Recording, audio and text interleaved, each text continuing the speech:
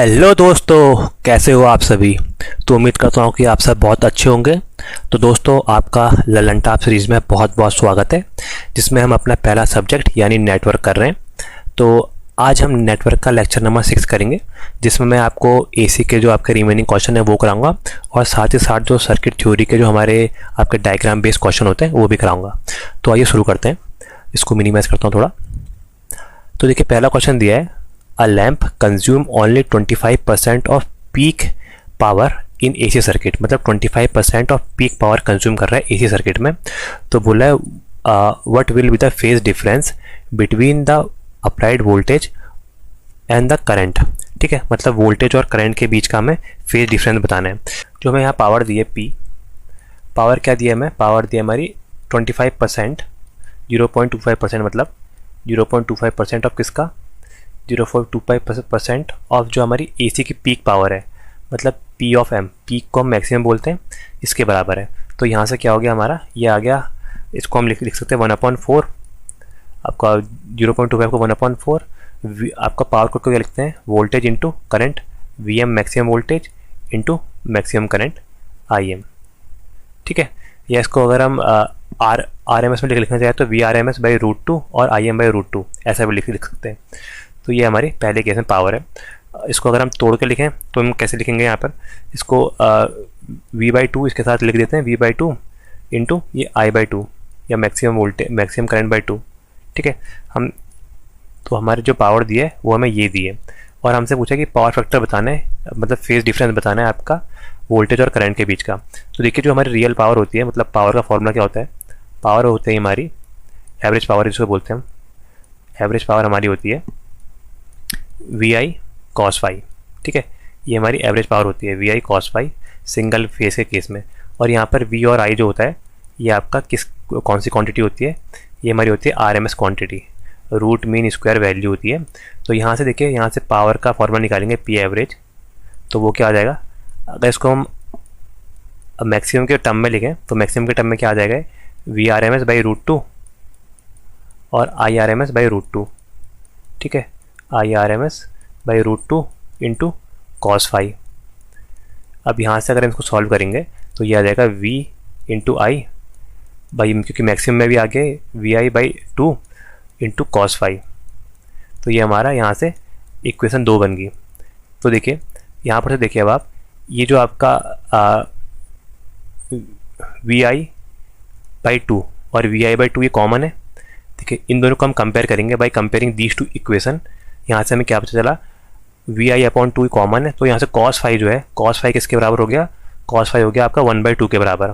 तो देखिए, इसको दिखाता हूँ मैं आपको कैसे सॉल्व करेंगे। तो यहाँ से हमारा क्या है, cos फाई, देखिए cos फाई की जो वैल्यू आई, cos phi is equal to क्या आ जाएगा हमारा 1/2। तो cos फाई की वैल्यू 1/2 आ गई। यहाँ से फाई की वैल्यू निकालेंगे, phi is equal to cos inverse 1/2। cos 1/2 की वैल्यू कहाँ पर होती है, cos 1/2 की वैल्यू होती है आपकी π/3 में, π/3 मतलब 60 डिग्री, cos 60 की वैल्यू होती है 1/3। तो पावर फैक्टर की वैल्यू क्या आ गई, मतलब आपका वोल्टेज और करंट के बीच के एंगल की, वो आ गई आपकी 60 डिग्री। तो आंसर हो जाएगा इसका सही, आंसर नंबर ए। देखिए, पहला ही आंसर वही है, आंसर नंबर ए 60 डिग्री। ठीक है, आइए अगला क्वेश्चन देखते हैं।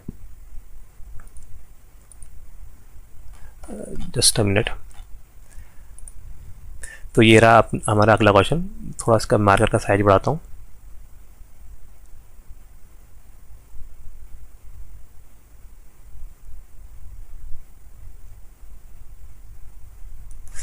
तो देखिए, हमारा नेक्स्ट क्वेश्चन दिया है, a complex power is given by, एक कॉम्प्लेक्स पावर है जो हमें दी है A+JB के फॉर्म में। What is the magnitude of the complex power. तो कॉम्प्लेक्स पावर का मैग्नीट्यूड क्या होगा, less than either A of B, more than either A and B, आपका less than √2 times of either A और B, और less than subtraction of A and B। तो देखिए, यहाँ पर हमें क्या दिया है, यहाँ पर हमें रेक्टेंगल फॉर्म में दिया है क्या, A+JB। ठीक है, ये हमारे यहाँ पर इस फॉर्म में दिया है। तो हम देखिए, इसका जब हम मैग्नीट्यूड निकालते हैं तो मैग्नीट्यूड कैसे निकालते हैं, माना है कोई क्वांटिटी है Z है, तो हम इसका मैग्नीट्यूड निकालते हैं, Z is equal to under root करते हैं, हम दोनों क्वांटिटी का स्क्वायर करते हैं, A² + B²। तो इससे हम आपका मैग्नीट्यूड निकालते हैं। ठीक है, तो ये मैग्नीट्यूड निकालने का फॉर्मूला हो गया। तो देखिए, कोई एग्जांपल लेके हम समझते हैं। एग्जाम्पल है आपका, यहाँ पर वैल्यू है आपका 3 + J4, 3 + J4, ठीक है, ये हमारे पास वैल्यू है। तो इसका अब हमने आपका मैग्नीट्यूड निकालना है। मैग्नीट्यूड मतलब मॉड जेड के लिए √a², जो पहले का स्क्वायर है मतलब 9, 3 का स्क्वायर 9 + 4 का स्क्वायर 16, 3 + 9 मतलब 9 + 16 हो गया 25, तो √25 = 5। तो क्या आ गया, मैग्नीट्यूड 5 आ गया। तो मतलब मैग्नीट्यूड 5 आया, मतलब पहले वाले से भी बड़ा है और दूसरे वाले से भी बड़ा है। तो इसका आंसर क्या आ जाएगा, मोर देन आइदर ए और बी, ए और बी दोनों से बड़ा आएगा इसका आंसर। आइए अगला क्वेश्चन देखते हैं। देखिए अगला क्वेश्चन दिया है, express polar form of voltage. ये जो वोल्टेज हमें रेक्टेंगल फॉर्म में दी है, मतलब आपको यहाँ पर रेक्टेंगल फॉर्म में दिया है, इसको हमें पोलर फॉर्म में, जिसको रेक्टेंगल फॉर्म में कन्वर्ट करना है, ठीक है। तो यहाँ पर हमारी जो वोल्टेज है, वोल्टेज इस फॉर्म में है, ये है आपका 40 एट एंगल ऑफ 36.8 डिग्री। ये हमें यहाँ पर वोल्टेज की वैल्यू दी है और हमें इसको किस में कन्वर्ट करना है मेरे भाई, हमें इसको कन्वर्ट करना है रेक्टेंगल फॉर्म में, ठीक है। तो ये हमारे किस फॉर्म में है, पोलर मतलब r थीटा, ये इसके कोऑर्डिनेट होते हैं। और अगर हम पोलर को रेक्टेंगुलर में कन्वर्ट करें, पोलर को रेक्टेंगुलर में, तो हम कैसे कन्वर्ट करते हैं, इसके लिए हम करते हैं यहाँ पर r जो होता है हमारा, r जो रियल पार्ट है वो होता है आपका मैग्नीट्यूड ऑफ किसके बराबर, मैग्नीट्यूड ऑफ √x² + y², ठीक है, x² + y², ये हमारी r की वैल्यू होती है, ठीक है। अब यहाँ से अगर हम x की वैल्यू देखें तो x की वैल्यू क्या होती है, x की वैल्यू होती है हमारी, हम यहाँ पर जो r थीटा है इसको हम दो पार्ट में तोड़ते हैं, कैसे, r × cos theta plus j r × sin theta. Real और इमेजिनरी टर्म में हम इसको तोड़ते हैं। जो हमारा पहला टर्म होता है ये r × cos थीटा, यही होता है आपका x, और जो सेकंड टर्म्स है r × sin थीटा, ये होता है y। तो यहाँ से हमारी जो x की वैल्यू आ गई वो आ गई आपकी r × cos थीटा। तो x की value r × cos theta, whereas y value = r × sin theta, और इनके बीच में हम क्या लगाएंगे, j, ठीक है। ये जो इमेजिनरी टर्म है j, हम इसको ऐड करेंगे। तो यहाँ पर हमें निकालना क्या है, बाकी इनका अगर हम फेज देखें, थीटा जो हमारा फेज होता है, थीटा क्या होता है, theta = tan inverse y/x, imaginary part upon real part, ठीक है। y यहाँ पर इमेजिनरी पार्ट है, ये आपका j के बाद वाला इमेजिनरी पार्ट, और रियल पार्ट है आपका x। तो ये हमारा फॉर्मूला होता है इसको निकालने का। अब हम सिंपल इसको आपको सॉल्व करते हैं। देखिए क्या दिया है, 40 एट एंगल ऑफ 36.8। तो देखिए नीचे पर सॉल्व कर रहा हूँ, तो देखिए वोल्टेज दिया है आपका 40 एट एंगल ऑफ 36.8। तो देखिए r × थीटा है, इसको हम क्या लिखेंगे, r cos थीटा, मतलब 40 × cos 36.8 डिग्री, ठीक है, और प्लस आ जाएगा प्लस j इंटू यहाँ पर साइन वाला क्या आ जाएगा, 4 × साइन, इसको ब्रैकेट में डालता हूँ, साइन 36.8 डिग्री, ठीक है। यहाँ से हमने सिंपल वैल्यू पुट करनी है, तो यहाँ पर आ जाएगा 40 × cos 36.8, इसकी वैल्यू होती है आपकी 0.8, ठीक है, इसकी वैल्यू आ गई 0.8 प्लस j, यहाँ पर 40 आ गया, और अगर यहाँ पर आपका cos की वैल्यू 0.8 है तो साइन की वैल्यू आ जाएगी 0.6। तो इनको मल्टीप्लाई करेंगे अब, तो ये आ जाएगा 8 चौको 32, 32 और प्लस j 6 चौको 24, तो 32 प्लस j 24, इसका रेक्टेंगुलर फॉर्म आ गया वोल्टेज का। तो आंसर देखते हैं, आंसर आ जाएगा आपका आंसर नंबर बी, आपका 34 प्लस j 24, 32 प्लस j 24 इसका सही आंसर रहेगा। अगला क्वेश्चन देखते हैं। चलो एक डायग्राम का क्वेश्चन आया, if the phase sequence of the given circuit, इस सर्किट का phase sequence R Y B है, ये आर, ये वाई और ये बी है। इसमें एक लैंप लगा है 60 वाट का और दूसरा लैंप लगा है 60 वाट का L1 L2, और एक कैपेसिटर लगा है C। तो बोला which of the following statement is true, तो इसमें कौन सा स्टेटमेंट सही है, L1 will burn more brightly, L2 will burn more brightly, both lamp will dark और both lamp will equally bright. तो देखिए इसका सही आंसर क्या होगा। तो मैं इसके लिए आपको ये 2 बार क्वेश्चन आया है, तो मैं इसको बता देता हूँ। ये आपका एक बार रेलवे में भी आ रखा है और SSC में भी आ रखा है। तो देखिए ये क्या है, आपका स्टैटिक फेज इंडिकेटर से क्वेश्चन है। ये आपका टॉपिक होता है स्टैटिक फेज इंडिकेटर, यहाँ पर लिख देते हैं, आप नोट भी कर लीजिएगा, स्टैटिक फेज इंडिकेटर, ठीक है। स्टैटिक फेज इंडिकेटर के लिए हम 2 टाइप के एलिमेंट का यूज़ करते हैं। पहला हम किसके थ्रू, इंडक्टर के थ्रू करते हैं, इंडक्टर, और दूसरा हम करते हैं कैपेसिटर के थ्रू। तो देखिए इंडक्टर के थ्रू कैसे करते हैं हम, जैसे यहाँ पर माना हमारे 3 फेज़ हैं और हमारे स्टार कनेक्शन में होता है, ये भी स्टार कनेक्शन है क्योंकि एक इसमें न्यूट्रल आपका कॉमन है, बाकी यहाँ से 3 फेज़ निकले हैं। तो ये देखिए, तो मैं स्टार के फॉर्म में दिखा देता हूँ आपको ये, और यहाँ पर इंडक्टर लगा दिया ऐसे। तो यहाँ पर लैंप 1 है, लैंप 2 है, ठीक है। और यहाँ पर क्या है, ये हमारा R Y B phase sequence है, ये आर है, ये बी, ये वाई, ये R Y B phase sequence है। अगर R Y B phase sequence होगा, R Y B phase sequence के टाइम में हमारा क्या होगा, जो L1 है, लैंप 1 है, तो लैंप 1 कैसे करेगा, लैंप 1 की वैल्यू हो जाएगी कम, मतलब वो डिम ग्लो करेगा, और L2 क्या हो जाएगा, L2 हमारा ब्राइट हो जाएगा, मतलब ये हाईली ग्लो करेगा L2, ठीक है। क्योंकि यहाँ पर जो पहले वाले इंडक्टर में, इसमें आपकी वोल्टेज आपकी 27% की रहती है सेकेंड वाले के मुकाबले, मतलब यहाँ पर आपकी जो 73% वोल्टेज है वो रिड्यूस हो जाती है आपके लैंप 1 के अक्रॉस यहाँ पर, इसलिए हमारा लैंप 2 ज़्यादा यहाँ पर ग्लो करता है। और देखिए अगर यहीं पर हमने फेस सीक्वेंस को चेंज कर दिया, जैसे आर वाई बी की जगह आर बी वाई कर दिया, तो इस केस में अब क्या होगा, इस केस में L1 क्या हो जाएगा, हमारे L1 ग्लो करेगा ज़्यादा, ग्लो हायर, और आपका L2 है वो आपका लो ग्लो करेगा, लो, ठीक है। तो ये इसके बारे में ना जब इंडक्टर यूज़ है, लेकिन हमें क्वेश्चन में दिया है कैपेसिटर। तो देखिए कैपेसिटर के बारे में आपको बताता हूँ, कैपेसिटर कैसे करेगा। तो ये देखिए जब हमारे पास यहाँ पर कैपेसिटर कनेक्ट है, तो देखिए सेम वही आपका स्टार कनेक्शन का केस है, ये यहाँ पर हमारे 2 लैंप लगे हैं और हमारे इनके साथ तीसरे फेज़ में हमारा कैपेसिटर लगा है, और ये आपका फेज सीक्वेंस वही आर वाई बी है, L1 L2, ठीक है, L1 L2 है, और फेज सीक्वेंस पहले आर वाई बी लिया मैंने, जो आपका डिफ़ॉल्ट आपका फेज सीक्वेंस होता है आर वाई बी। तो इस केस में हमारा जब कैपेसिटर लगा है, तो कैपेसिटर क्या करेगा, ये L1 जो आपका पहली लैंप है, ये आपका ब्राइट ग्लो करेगा, ये आपका ग्लो ब्राइटर करेगा, ब्राइट हाई होगा इसमें, और आपका L2 जो लैंप है सेकेंड लैंप, वो आपका डिम करेगा, ठीक है।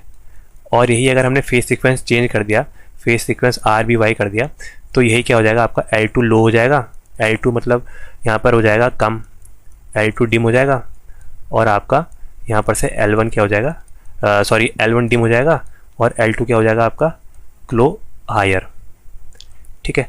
तो देखिए कैपेसिटर के केस में क्या हुआ, जब R Y B phase sequence है तो L1 ग्लो ब्राइटर और L2 डिम, ठीक है। तो ऑप्शन देख लेते हैं, ऑप्शन क्या दिया है, देखिए वही यहाँ पर स्टार कनेक्शन है, L1 L2 और यहाँ पर कैपेसिटर लगा हुआ है। तो देखिए क्या पूछा है, इसकी कौन सा सही है, सही बताना है। तो L1 विल मोर ब्राइटली, बिल्कुल सही, L1 आपका मोर ब्राइटली आपका ग्लो करेगा, L2 क्या करेगा, डिम करेगा, ठीक है, इसलिए ये गलत हो जाएगा। बोथ लैंप वेल डार्क नहीं, और आपका both lamp is equally bright नहीं, ठीक है। तो इसका ये 2 चीज़ आते हैं इसमें, एक बार इंडक्टर के बारे में पूछा है, एक बार कैपेसिटर के बारे में पूछा है, ठीक है। तो मैंने दोनों आपको बता दिए हैं। अगला क्वेश्चन देखते हैं अब। तो अगला क्वेश्चन दिया है हमें, जस्ट अ मिनट, अगला क्वेश्चन दिया है, an ideal choke takes current of 8 ampere. हमारे पास एक आइडियल चोक है जो आपको करंट ले रही है 8 ampere when it is connected to a AC source of 100 volt 50 hertz, ठीक है।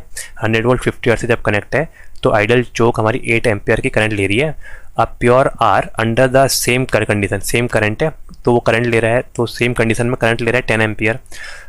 पूछा है जब हमने दोनों चीज़ चोक और प्रतिरोध को आपस में सीरीज में कनेक्ट कर दिया है तो उस टाइम एसी सप्लाई हमारी 100 वोल्ट और 40 हर्ट्ज है, तब कितना करंट लेंगे दोनों साथ मिला के। देखिए बहुत अच्छा क्वेश्चन है, आज को समझाता हूँ मैं आपको। देखिए कैसे करेंगे इसको हम सॉल्व। पहला केस लेते हैं, माना C1 लिख जाए, केस 1। तो देखिए पहले केस में हम लोग करेंगे इसको, तब तक मिनिमाइज करता हूँ।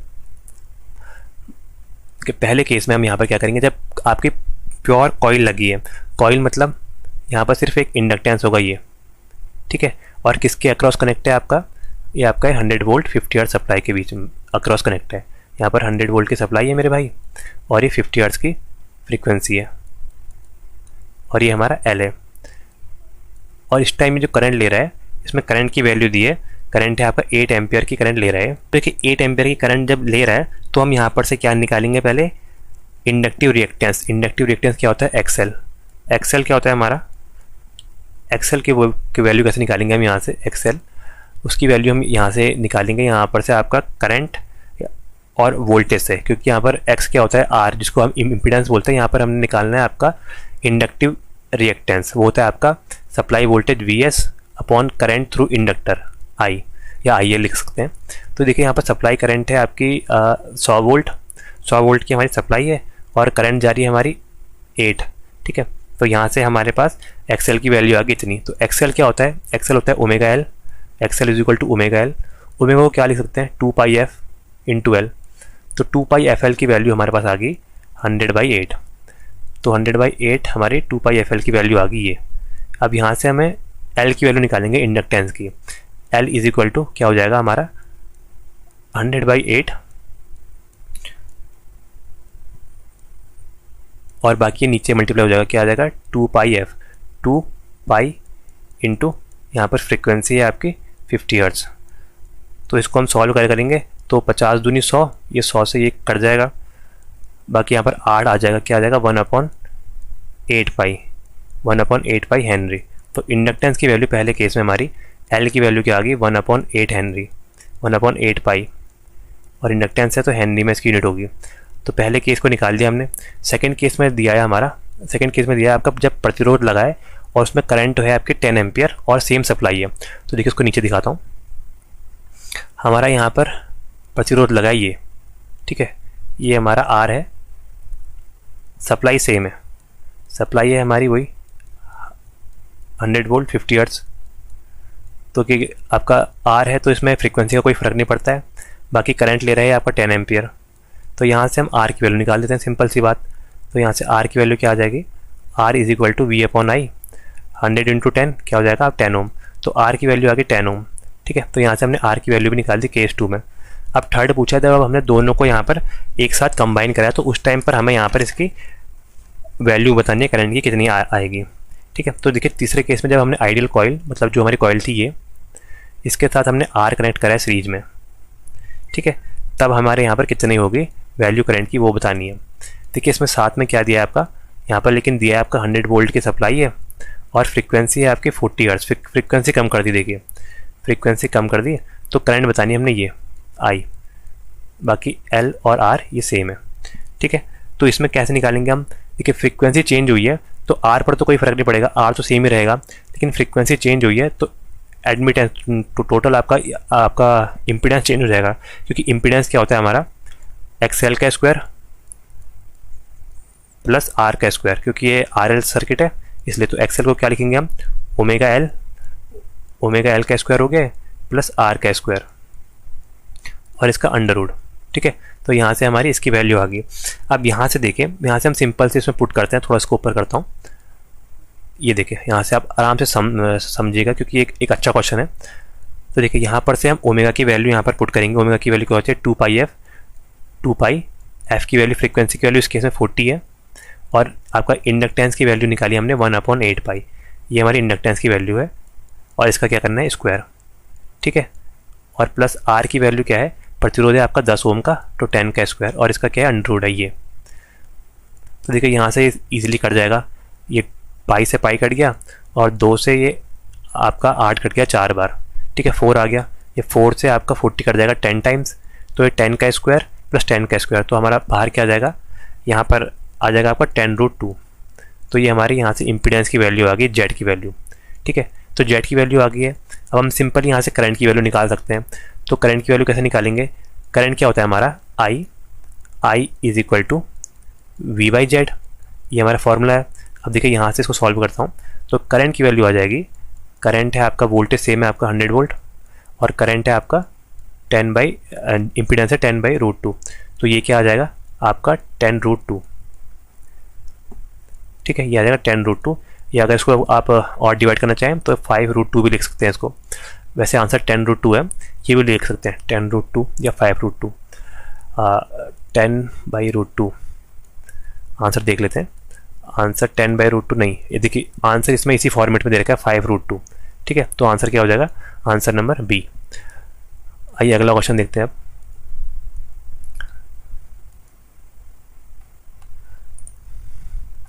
तो अगला क्वेश्चन हमें दिया है what will be the reading of an ammeter for the circuit given. ये जो हमें सर्किट दिया है इसमें हमारी अमीटर की रीडिंग क्या होगी ये हमें बताना है। शायद आपको छोटा दिख रहा होगा, इसको जूम करता हूँ।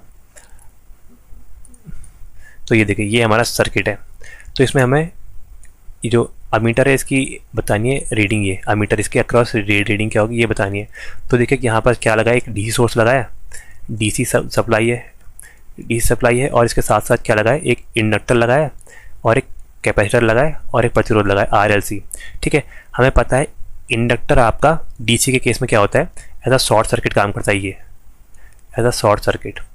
और आपका कैपेसिटर कैसे काम करते हैं मेरे भाई, कैपेसिटर ओपन सर्किट काम करता है ये, और आर तो सेम रहता है, इसमें कोई फ़र्क नहीं पड़ता है। ठीक है, बाकी ये क्यों होता है मैं आपको बताता हूँ। एल जो होता है आपका, वो होता है आपका ओमेगा एल, ओमेगा क्या होता है 2πf इंटू एल। ठीक है, इतना आपको पता ही है। और हमें क्या है डीसी के केस में, एट डीसी फ्रीक्वेंसी क्या होती है, जीरो होती है। फ्रीक्वेंसी जीरो होगी तो यहाँ पर जीरो पुट करेंगे तो ये पूरा टर्म क्या हो जाएगी, जीरो। जीरो मतलब यहाँ पर जो इम्पीडेंस है इसका एक्सएल वो आ गया का जीरो। जीरो मतलब शॉर्ट सर्किट, ये शॉर्ट सर्किट मतलब यहाँ पर जीरो ओम आया।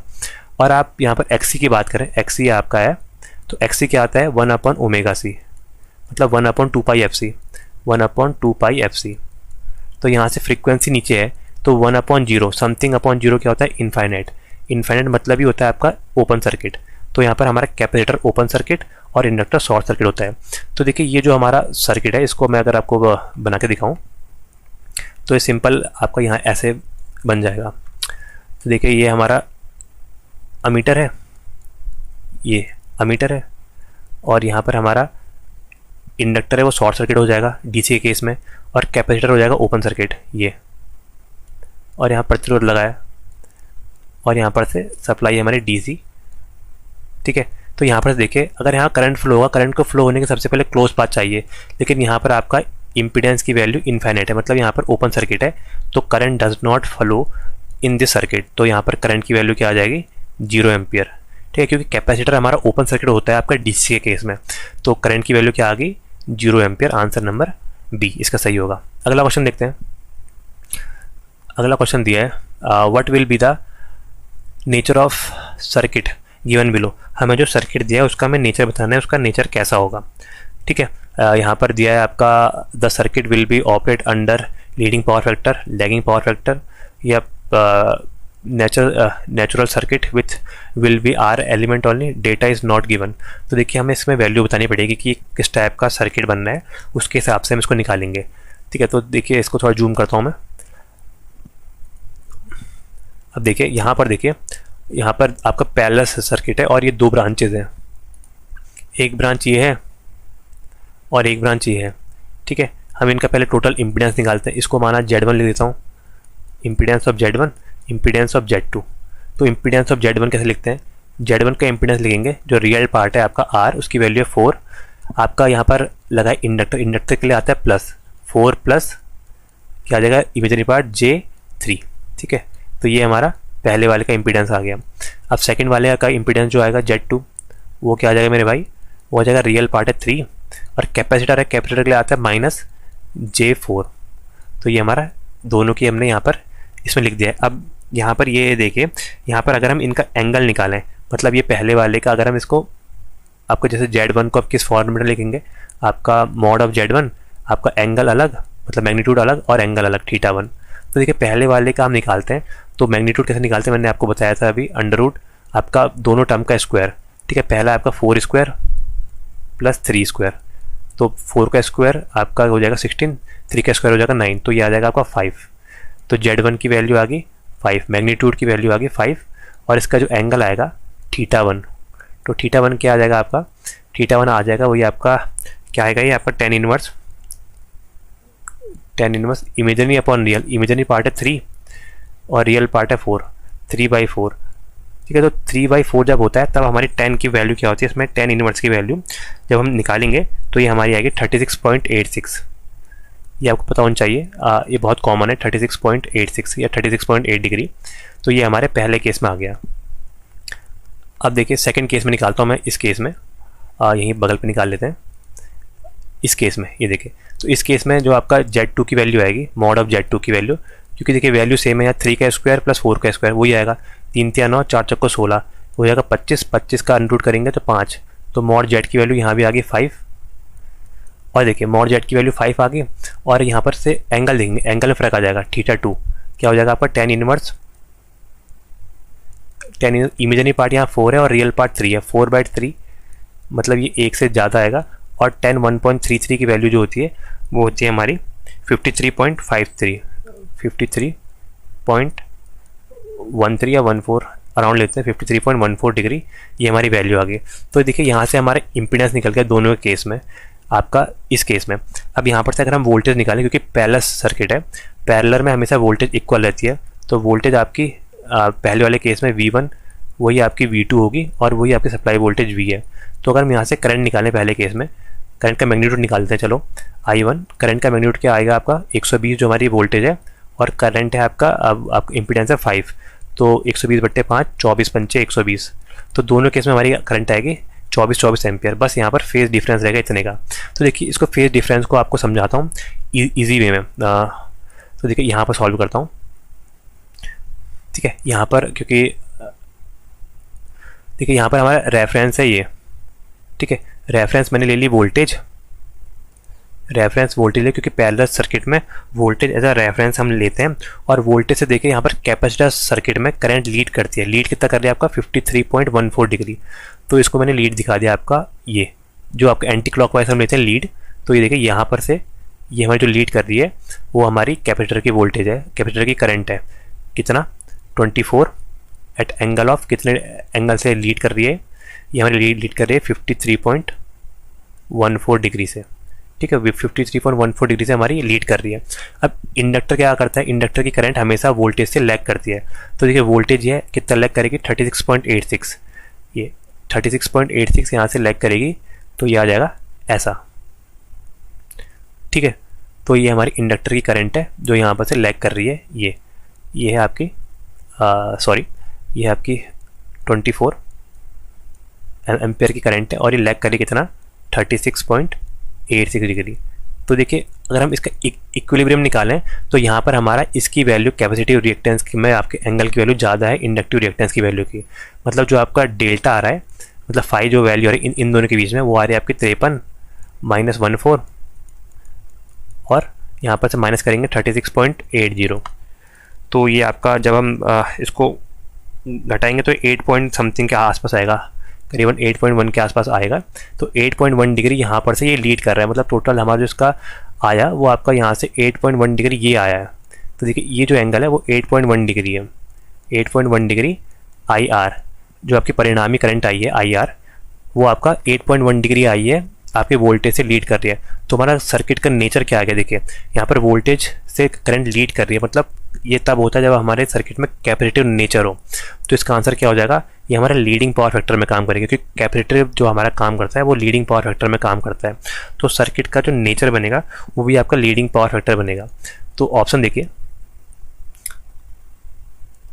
ऑप्शन दिया है आपका circuit will be operate under leading power factor, बिल्कुल पहला ही ठीक है, आंसर नंबर ए। अगला लैगिंग में नहीं है, आर लोड नहीं है, बिल्कुल गलत है, और डेटा तो अच्छा गिवन था ही। तो अगला क्वेश्चन देखते हैं। अगला क्वेश्चन दिया है the voltage and current being applied to a load and sinusoidal wave form whose amplitude is 50 volt and 10 ampere respectively, what is the phase angle between them, the phase angle between them is 30 degree, find the reactive power. हमें reactive power बतानी है Q, Q की value बतानी, Q क्या होता है हमारा, Q होता है हमारा VI साइन फाई, ये हमारा क्यू निकालने का फॉर्मूला है, रिएक्टिव पावर निकालने का हमारा फॉर्मूला होता है आपका VI साइन फाई। तो यहाँ से वोल्टेज क्या है, वोल्टेज है आपकी 50 और आपकी करंट है 10 और साइन 30 होता है आपका, साइन 30 कितना होता है हमारा, साइन 30 1/2। तो देखिए यहाँ से क्या आ जाएगा 500/2 250, ठीक है 250 आपने यहाँ पर 250 करा और आपने आंसर लगाया 250 kVAR, ये हो जाएगा आपका गलत, ठीक है। अब देखिए ये क्यों गलत है, यहाँ पर जो हमारा क्यू होता है, यहाँ पर देखिए एम्पलीट्यूड दिया है, मतलब ये मैक्सिमम वैल्यू दी है, हमने पहले इसको RMS वैल्यू में कन्वर्ट करना पड़ेगा। देखिए यहाँ पर जैसे ये हमारी वेव फॉर्म है ये, तो ये तो होता है, ये हमारा एम्पलीट्यूड दिया है, मतलब मैक्सिमम वैल्यू दिया है VM, ये हमें VM दिया है VM। हमें यहाँ पर जो क्यू में जो हमारी लगाते हैं हम यहाँ पर क्यू निकालते हैं, ये आती है VRMS, RMS में कन्वर्ट करना पड़ेगा, VRMS into IRMS into cos phi, या सॉरी साइन फाई, ठीक है। तो यहाँ से देखिए इसको हम कन्वर्ट करेंगे, क्या हो जाएगा आपका 50 by maximum by √2 R M S होता है इंटू 10/√2 आर एम एस हो गया, और यहाँ से क्या आएगा साइन 30 होता है 1/2, तो ये आ जाएगा ये 2 दूनी 4, ठीक है। आपका 4 से यहाँ पर से कट जाएगा आपका 2.5 और ये आ जाएगा आपका 125 kVAR, तो 125 kVAR आंसर आ जाएगा इसका, ठीक है। यहाँ पर आपको 125 VAR आंसर आ जाएगा। आंसर नंबर ये गलत हो जाएगा, आंसर नंबर ए ठीक हो जाएगा। यहाँ पर फॉर्मूला ये लोगों को याद होता है, लेकिन यहाँ पर ये जो वैल्यू है वोल्टेज और करंट की, ये हमेशा आरएमएस वैल्यू होती है। तो first convert them into RMS, यहाँ पर से आरएमएस में कन्वर्ट करना है। आरएमएस क्या होता है 0.707 टाइम्स ऑफ मैक्सिमम वैल्यू। आइए अगला क्वेश्चन देखते हैं। अगला क्वेश्चन दिया है which of the following statement is correct for alternating current when compare to DC. DC से कंपेयर करने में एसी के लिए कौन सा स्टेटमेंट करेक्ट सही है ये बताना है। दिया है the study magnetism makes AC flow in single direction. नहीं, एसी तो आपका दोनों डायरेक्शन में चलती है, बाई डायरेक्शनल होती है, पहला गलत हो गया। The alternating currents flow in single direction, नहीं, आपका दोनों डायरेक्शन में चलती है। AC can not travel for a long distance, नहीं, एसी को हम लॉन्ग डिस्टेंस के लिए ट्रैवल करा सकते हैं। Electron keep changing its direction forward and backward, बिल्कुल सही, ये आंसर सही है। देखिए कैसे, हमारा एसी की वेव फॉर्म देख लीजिए आप, ये हमारी एसी की वेव फॉर्म है। तो यहाँ पर से इलेक्ट्रॉन हमारे पहले पूरा पॉजिटिव हो रहे हैं, फिर नेगेटिव, देन पॉजिटिव और नेगेटिव।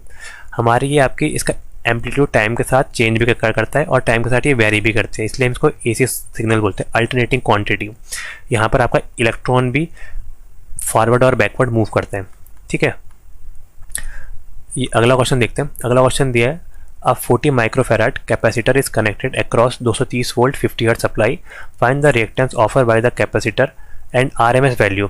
और यहाँ पर आरएमएस वैल्यू बतानी किसकी, करंट की, और बाकी अप्रॉक्सीमेटली वैल्यू बतानी है हमें, may be choose most approximate value, ठीक है। तो यहाँ पर क्या दिया हमें, कैपेसिटर दिया है ऐसा, ये कैपेसिटर है, ये सप्लाई के साथ कनेक्ट है, एसी सप्लाई है, इसकी वैल्यू है आपकी 40 माइक्रोफैराड। कैपेसिटर की वैल्यू दी है आपका 230 वोल्ट की सप्लाई है मेरे भाई, और 50 हर्ट्ज इसकी फ्रीक्वेंसी है। तो यहाँ से हमें इसमें सिंपल से सॉल्व करना है। तो देखिए यहाँ से हम पहले क्या निकालेंगे, आपका कैपेसिटी और रिएक्टेंस निकालना है हमें, एक्सी। एक्सी क्या होता है, XC is equal to 1/ω/c, ये हमें फॉर्मूला पता है।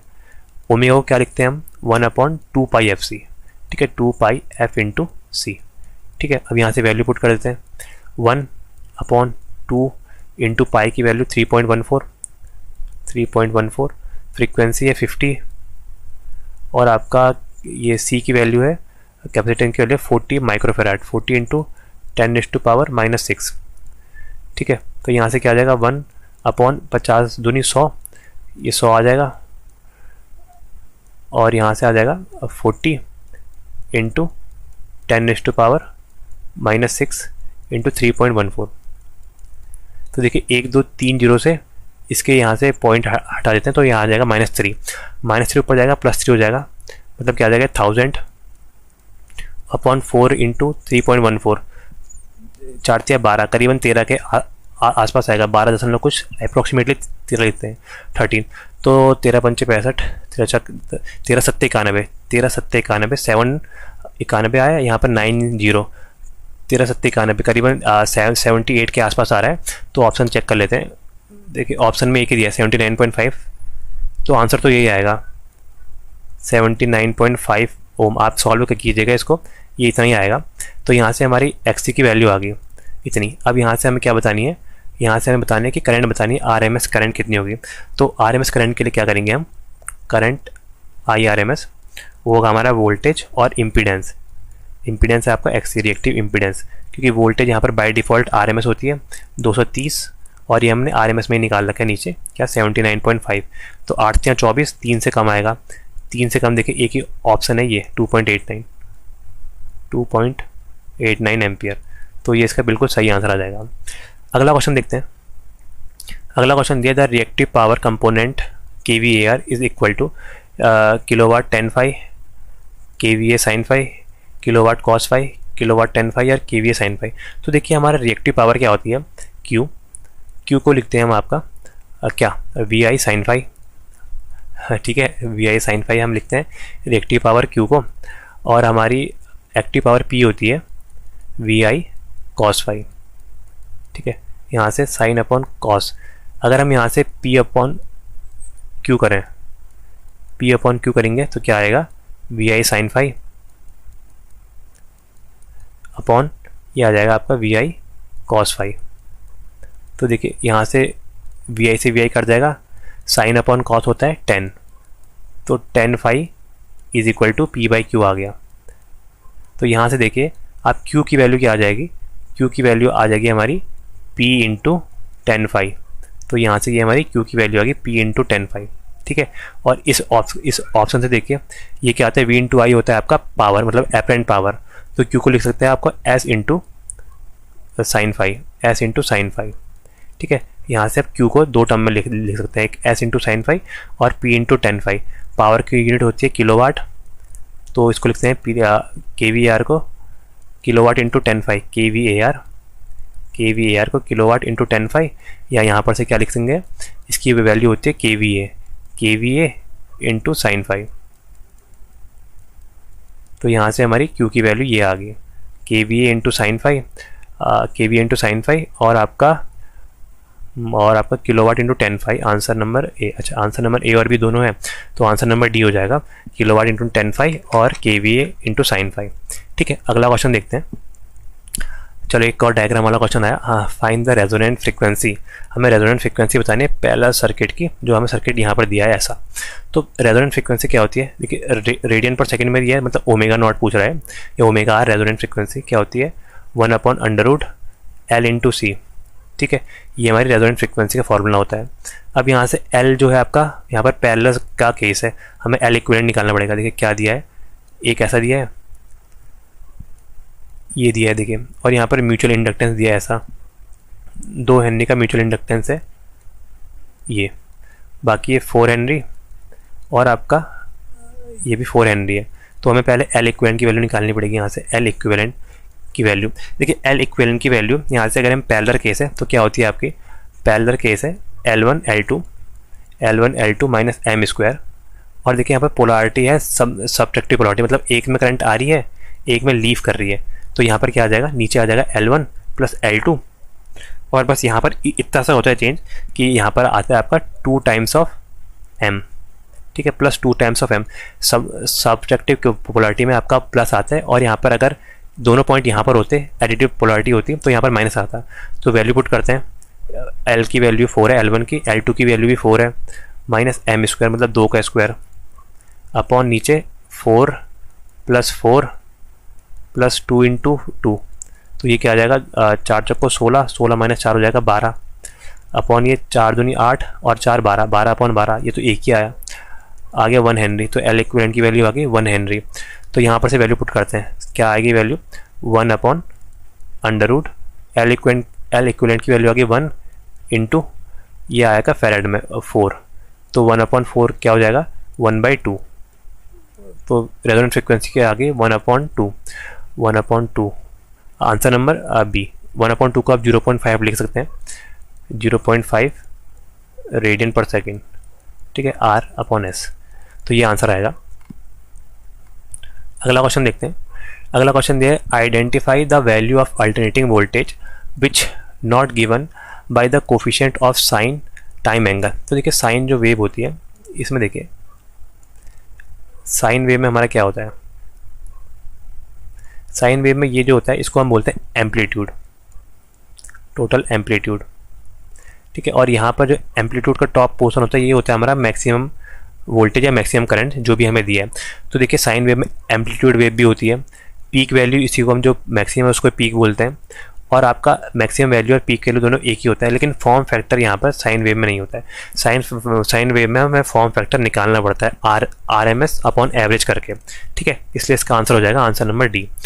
अगला क्वेश्चन देखते हैं, दिया है the integrator and derivator of a sinusoidal AC signal. अगर हमने एक इंटीग्रेटर लगा रखा है ये, और एक डेरिवेटर लगा रखा है ये d/dt, तो क्या आएगा आउटपुट में। तो देखिए इनपुट में हमने साइन वेव दिया ही है, तो आउटपुट में भी हमारी साइन वेव भी आएगी। क्यों? क्योंकि हमारा इंटीग्रेशन और डेरिवेशन आपस में एक दूसरे को कैंसिल आउट कर देते हैं। ये they cancel out each other, that's why जो हमारा इनपुट में सिग्नल होता है वही आउटपुट में आता है। इनपुट में हमने साइनोसोडल वेव दी थी तो आउटपुट में साइनोसोडल वेव ही आई। अगर हम इनपुट में सॉटूथ वेव देते तो आउटपुट में भी सॉटूथ वेव ही आती इसमें। ठीक है, आइए अगला क्वेश्चन देखते हैं। ये क्या हुआ है चलिए कोई बात नहीं, क्वेश्चन तो साफ दिख रहा है। दिया है the Thevenin equivalent resistance RTH of the given network. हमें थेवेनिन इक्विवेलेंट रेजिस्टेंस निकालना है इस सर्किट का। ठीक है, थोड़ा जूम करते हैं। तो ये हमारा सर्किट है, RTH निकालना है। तो RTH निकालने के लिए क्या करते हैं हम, RTH निकालने के लिए हम आपका वोल्टेज सोर्स है, मतलब जो हमारे इंडिपेंडेंट सोर्स है, हम उनको आपको क्या करते हैं, डेड करते हैं। वोल्टेज सोर्स को हम किससे, एज अ शॉर्ट सर्किट, और करंट सोर्स को हम करते हैं ओपन सर्किट से रिप्लेस। तो देखिए इसको यहाँ पर भी ये वोल्टेज सोर्स है, ये वोल्टेज सोर्स है और ये वोल्टेज सोर्स है, तो ये शॉर्ट हो जाएगा। ये आ जाएगा 3 ओम, ये हो जाएगा शॉर्ट। पहला 3 वोल्ट वाला शॉर्ट हो गया। सेकंड आएगा आपका 2 ओम, और नीचे आपका ये 8 वोल्ट वाला शॉर्ट हो गया। आगे है आपका 2 ओम और ये 2 वोल्ट वाला शॉर्ट हो गया ये।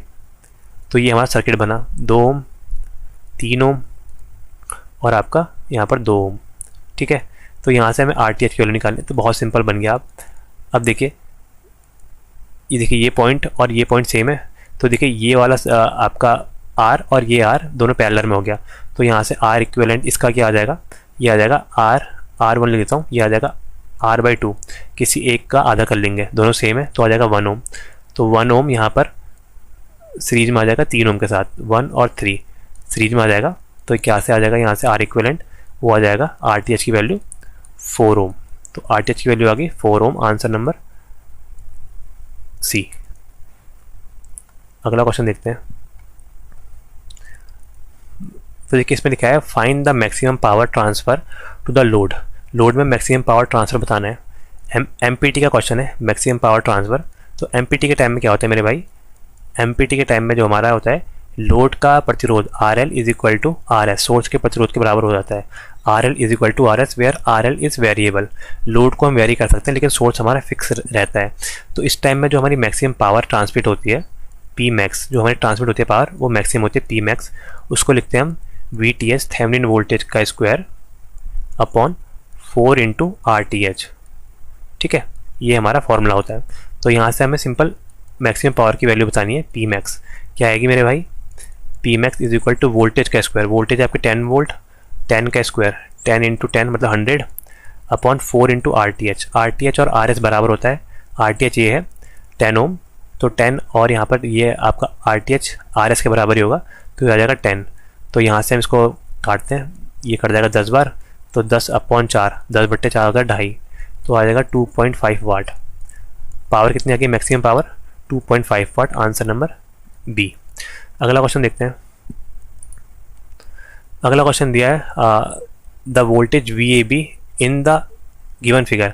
हमें इस फिगर में VAB की वैल्यू बतानी है, मतलब ये हमें ऐसे वोल्टेज की वैल्यू बतानी है ऐसे। VAB मतलब A हमारा पॉजिटिव है, B नेगेटिव है, ये VAB है, इसकी वैल्यू बतानी है।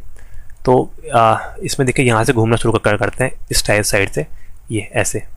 ठीक है, तो देखिए जहाँ से मैं जिस ओर जाता हूँ मैं उसको पॉजिटिव मानता हूँ।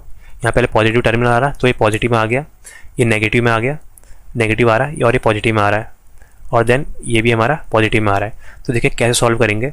यहाँ पर से क्या आ जाएगा हमारा, पहले आ रहा है आपका 1 और ये आ जाएगा -3, 1 ये -3 और ये आपका पॉजिटिव में ये 1 -3 + 5 और ये आपका प्लस VB भी पहले पॉजिटिव आ रहा है, तो plus VAB is equal to 0। तो हमें VAB की वैल्यू बतानी है। VAB को यहीं रखते हैं, बाकी को इधर भेजते हैं। VAB इज इक्वल टू, ये 5 वहाँ जाएगा तो -5 हो जाएगा, ये 3 वहाँ जाएगा तो +3 हो जाएगा, और +1 यहाँ जाएगा तो -1 हो जाएगा। तो क्या आ जाएगा, -6 और +3, तो -6 + 3 क्या आ जाएगा, -3 वोल्ट। तो VAB की वैल्यू आ गई -3 volt, answer number C, -3 volt. यहाँ 3 वोल्ट मत लगाइएगा, कितने लोग यहाँ पर इसको VAB नहीं लेते हुए सिंपल सॉल्व कर देंगे, लेकिन नहीं, यहाँ पर VAB की वैल्यू A to B पूछे, A पॉजिटिव है तब हमारा आंसर यहाँ पर -3 वोल्ट है। ठीक है, अगला देखते हैं।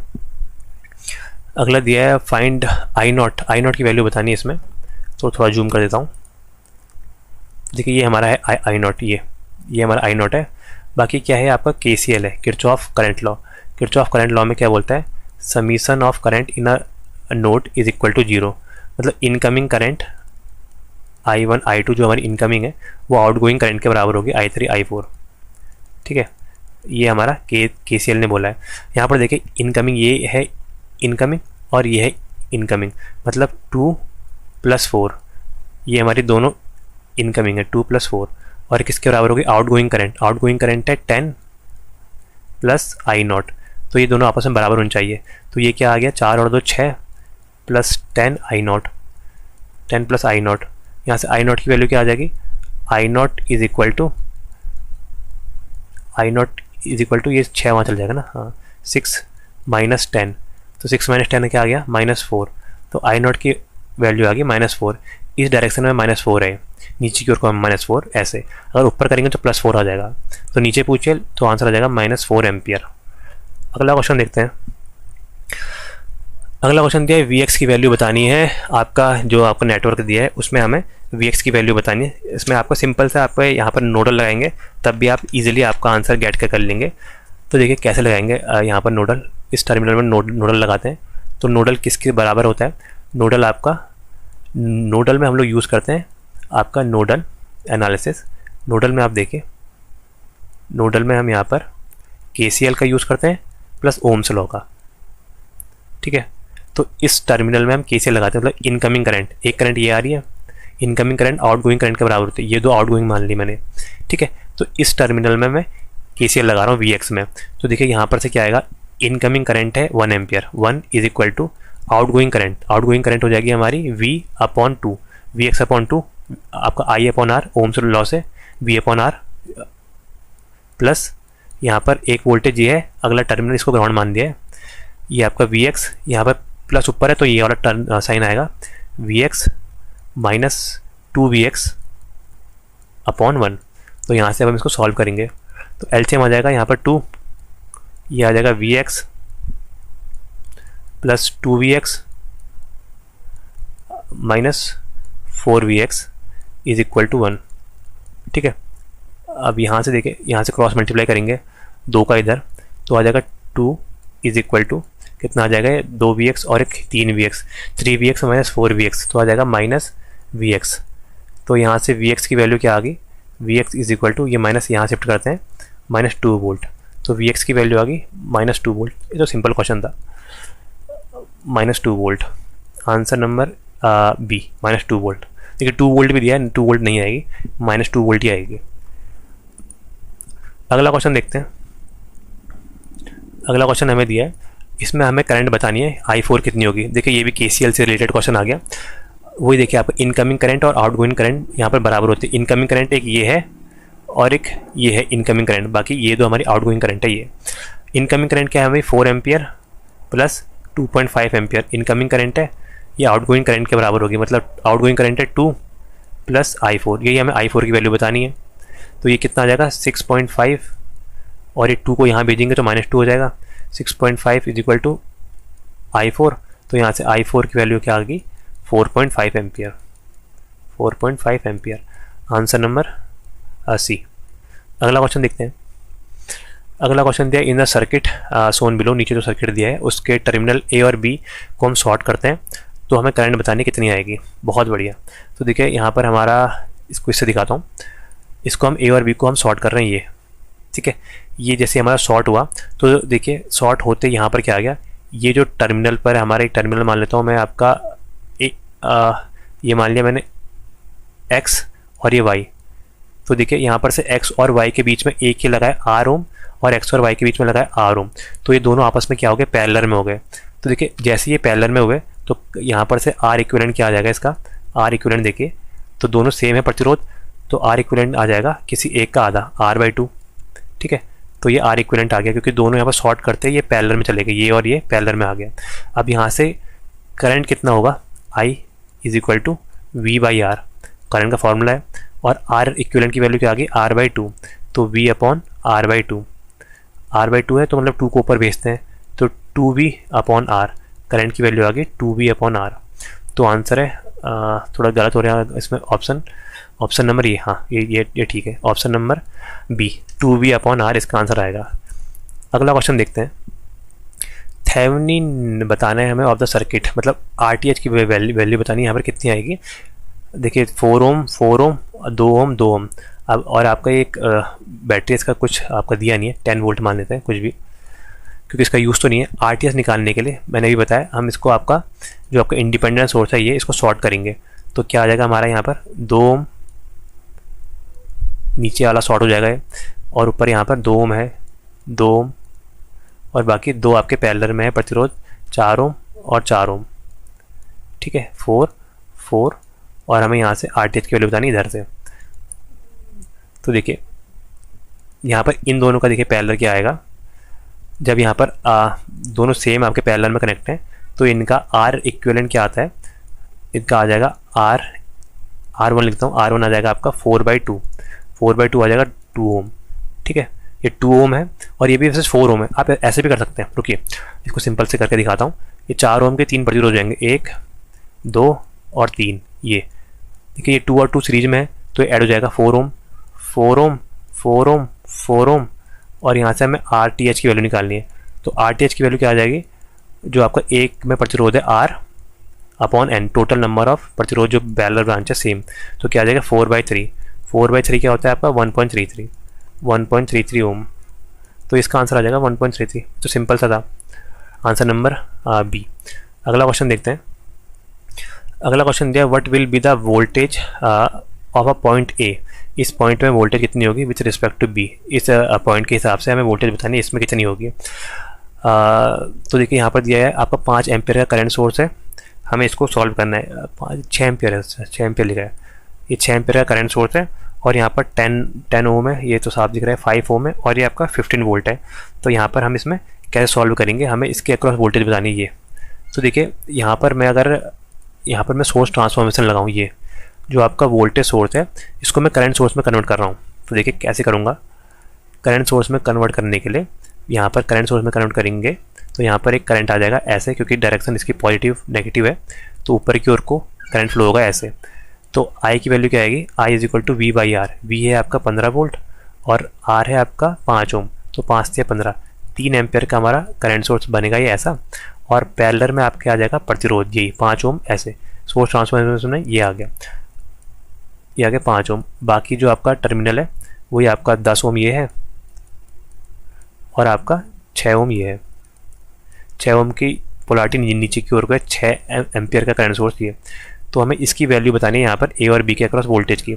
तो देखिए अगर हम इन दोनों को ऐड करेंगे, 3 ओम ऊपर है, 3 एम्पियर ऊपर है, 6 एम्पियर नीचे है, तो इनका परिणाम जो आएगा वो आएगा कुछ इस टाइप का। मतलब यहाँ पर से आएगा 3 एम्पियर नीचे से करंट फ्लो हो रही है, ये 3 एम्पियर हमारे नीचे से करंट फ्लो हो रही है और यहाँ पर 2 प्रतिरोध, एक आपका 10 ओम का और एक आपका 5 ओम का, 5 ओम और आपका 10 ओम का, ये ए और बी। तो देखिए यहाँ पर से हमें इसके अक्रॉस वोल्टेज बतानी है। तो देखिए एक करंट सोर्स और 2 पैरेलल पाथ है, तो क्या लगाएंगे हम CDR करंट डिवीजन रूल, किस में बतानी है यहाँ पे 10 ओम में, तो I ऑफ 10 ओम क्या आ जाएगा, टोटल करंट है हमारी 3 एम्पियर, ठीक है 3 एम्पियर करंट है और जिसके अक्रॉस निकालना उसके दूसरे का प्रतिरोध 5 दोनों का सम कितना आ जाएगा 15, तो 3 पंचे 15 और 5 एकम 5, तो यहाँ पर 1 एम्पियर करंट फ्लो हो रही है ऐसी डायरेक्शन में। ये देखिए करंट ऐसे फ्लो हो रही है, मैं थोड़ा नीचे ले जाता हूँ। करंट देखिए नीचे से ऊपर की डायरेक्शन में फ्लो हो रही है करंट, तो वोल्टेज ड्रॉप करेगी ऐसे, तो वोल्टेज ड्रॉप क्या आएगा, नेगेटिव में आएगा। तो वोल्टेज ड्रॉप हो जाएगा आपका 10 ओम के across, V = I × R, current negative है तो मतलब -1 एम्पियर की करंट है और प्रतिरोध है आपका 10 वोल्ट, तो ये आ जाएगा -10 वोल्ट इसका आंसर। तो आंसर आ जाएगा -10 वोल्ट, आंसर नंबर डी। देखिए 10 वोल्ट नहीं आएगा क्योंकि यहाँ से करंट ऐसे फ्लो हो रही है नीचे से ऊपर को, ऊपर से नीचे होती तब तो 10 एम्पियर ही आता, लेकिन यहाँ पर -10 एम्पियर आएगा। अगला क्वेश्चन देखते हैं, फाइंड द करंट थ्रू 2 ओम, मतलब 2 ओम में हमें करंट बतानी कितनी आएगी इस ओम में। तो देखिए क्या दे रखा है, हमारे वोल्टेज सोर्स दे रखा है और एक करंट सोर्स दिया है और सीरीज नेटवर्क है। तो मैंने 2 बार बता दिया था ऐसे ही पिछले लेक्चर में भी क्योंकि सीरीज जो आपका नेटवर्क होता है इसमें आपकी क्या होती है, करंट सेम होती है, आई इज सेम। तो देखिए यहाँ पर क्या होती है, करंट सेम होने के कारण आपका जो करंट सोर्स के पैरेलल में जो भी एलिमेंट लगा रहता है उसका कोई यूज़ नहीं होता। यहाँ पर आपका वोल्टेज सोर्स लगाओ या कुछ भी लगाओ तो इसका कोई यूज़ नहीं होता, क्योंकि करंट एक्जैक्टली सेम फ्लो कराएगा ये यहाँ की ओर को भी। तो करंट सोर्स के जो आपके सीरीज में कोई भी एलिमेंट लगाए तो उसका कोई भी उपयोग नहीं है आइडियल करंट सोर्स के केस में। तो यहाँ पर आइडियल करंट सोर्स दिया है, इसके साथ यहाँ पर 2 ओम है, तो इसके अक्रॉस हमें करंट बताना है। तो देखिए 5 एम्पियर है, तो सीरीज नेटवर्क है तो वही 5 एम्पियर यहाँ भी फ्लो होगा ऐसे, तो इसके अक्रॉस भी करंट आएगा आपका 5 एम्पियर। Answer number D. तो ये आज का लास्ट क्वेश्चन है, इसमें दिया है what is the value of I, हमें करंट की वैल्यू बतानी है इस सर्किट में। तो देखिए सर्किट ये 3 ओम 3 ओम 3 ओम है और 2 वोल्ट है। देखिए कैसा सर्किट दिया है, 3 ओम के प्रतिरोध लगाएं ये, और यहाँ पर आपकी वोल्टेज है आपका 2 वोल्ट का वोल्टेज है, प्लस माइनस है, ये हमें ये करंट बतानी है आई। ये 3 ओम है, 3 3 3 लिख देता हूँ, ओम है आपको पता ही चल जाएगा। इसके अलावा देखिए यहाँ पर क्या दे रखा है, इसको यहाँ से ऐसे शॉर्ट कर रखा है ऐसे, और इसको ऐसे शॉर्ट कर रखा है। तो देखिए इस टाइप के जो नेटवर्क होते हैं उनको सॉल्व करने का आप इन टर्मिनलों को कोई नाम दे दीजिए, ठीक है। जैसे ये एक टर्मिनल है और ये एक टर्मिनल है, ये एक टर्मिनल है, ये एक टर्मिनल है। तो देखिए इसको मैंने मान लिया ए नाम दे दिया ए। देखिए शॉर्ट है तो पूरा ये टर्मिनल यहाँ भी आएगा तो ये भी हो जाएगा ए। ये टर्मिनल को बी नाम दे दिया तो बी शॉर्ट हुआ, ये भी यहाँ आ जाएगा। तो देखिए यहाँ पर क्या आएगा, 2 आपके टर्मिनल आ गए ए और बी। ए और बी के बीच में 3 ओम लगाए, बी और ए के बीच में भी 3 ओम लगाए, और ए और बी के बीच में 3 ओम लगाए। मतलब क्या आ गया है, ये आपका 3 आपके ऐसे नेटवर्क आ गए। ये देखिए ये और ये 3 ओम है, ये आपका सब टर्मिनल कॉमन है ए और बी। ये देखिए ए और बी है और इसकी 3 ओम है, 3 ओम है, 3 ओम है। तो इसका इक्विवेलेंट जब निकालेंगे तो इसका इक्विवेलेंट क्या आ जाएगा, 3/3 मतलब 1 ओम। तो आर इक्विवेलेंट आ गया 1 ओम, ठीक है। अब देखिए सर्किट क्या बनेगा, सर्किट यहाँ से देखिए सर्किट बन जाएगा आपका, यहाँ पर से 1 ओम आएगा इक्विवेलेंट, बाकी यहाँ से 2 वोल्ट की यहाँ से बैटरी है। तो करंट पूछ रहे हैं आई की वैल्यू, तो आई की वैल्यू क्या आ जाएगी, I is equal to V/R। तो वोल्टेज है 2, आर की वैल्यू है 1, तो करंट भी आ जाएगी 2 एम्पियर। तो आंसर नंबर सी 2 एम्पियर। तो उम्मीद करता हूँ दोस्तों आपको वीडियो पसंद आई होगी। Thank you so much.